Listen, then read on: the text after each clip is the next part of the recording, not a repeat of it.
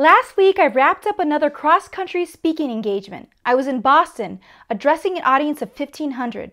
This isn't my first rodeo. I've gotten used to the stage, the microphone, the attention, and the task of communicating my message. But it wasn't that long ago when I wasn't so willing to open up about what matters to me.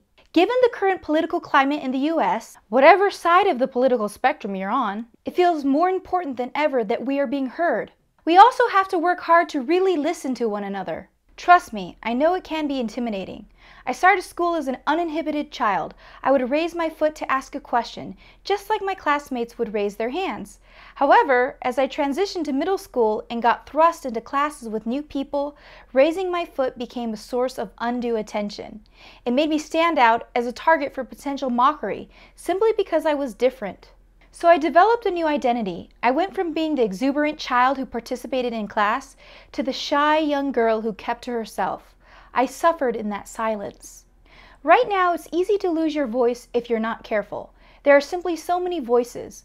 Voices around the topics of refugees, foreign policy, education, gun violence, climate change, and the rights of Americans with disabilities, to name just a few.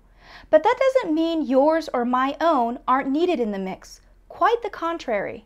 At the end of 7th grade, I was given a big break when my family moved to a bigger city. It was a chance to reinvent myself. On the first day of school, I decided to shed my prosthetic arms after having worn them for 11 years. That particular day goes down as one of the most transformative days in my life.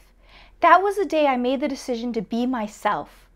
It was also the day that I became my own advocate. No one was going to speak up for me if I didn't learn to speak up for myself. During my sophomore year, I was accepted to the Youth Advisory Council of the Metropolitan Education Commission. Some of the Commission's events gave me my first taste of politics. I was awarded their Crystal Apple Award that recognizes a teenager who does community service and demonstrates leadership. As the awardee, I had to deliver an acceptance speech on the importance of education. Delivering that speech was incredibly empowering.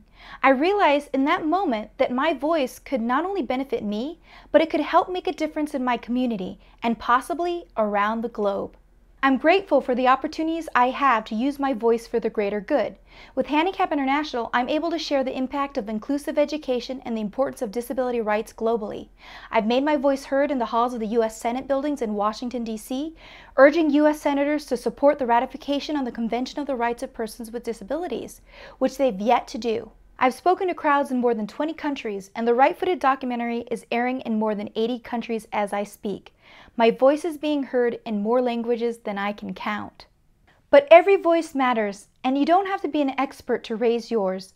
Find one thing that motivates you and go with it. Every person has a unique story to tell, and no one else can do it for you. For people with disabilities like me, I especially encourage you to communicate your experiences to others. Don't let anyone imagine your reality for you. Let's not allow others to speak on behalf of our community. Nothing about us without us.